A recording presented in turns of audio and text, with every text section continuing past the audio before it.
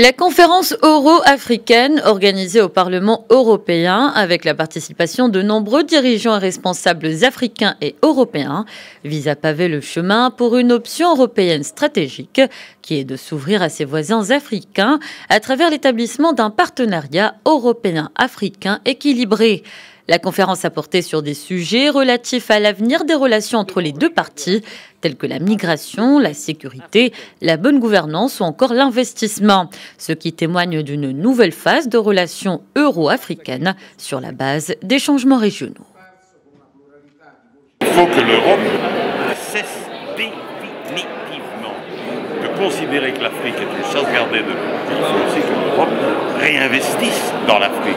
L'Afrique est un continent qui a des potentialités énormes. Et donc, ce que disait tantôt un intervenant est juste. L'accord, l'alliance Afrique-Europe peut vraiment booster la croissance en Afrique et en Europe. Augmenter le volume de l'investissement en Afrique subsaharienne dans le cadre du plan européen à 44 milliards d'euros a été l'un des axes principaux de cette conférence.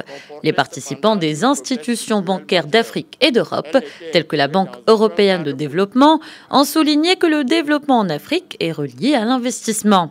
Dans sa dimension politique, la conférence a également abordé les questions de l'immigration, notamment la mobilisation des efforts internationaux pour secourir les migrants bloqués en Libye, mettre la pression sur les autorités libyennes pour faciliter l'accès aux centres de détention pour les équipes internationales et prendre des mesures contre les violations à l'encontre des migrants. Ce qui se passe en Libye n'a pas de nom.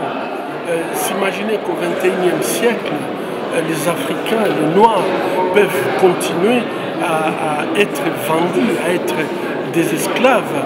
Je crois que c'est un recul inimaginable.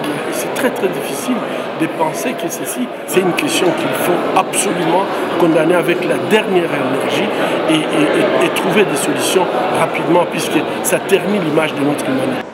Cette conférence se veut une préparation du sommet euro-africain prévu à Abidjan les 29 et 30 de ce mois et qui se focalisera sur l'investissement et la migration comme ses deux axes principaux.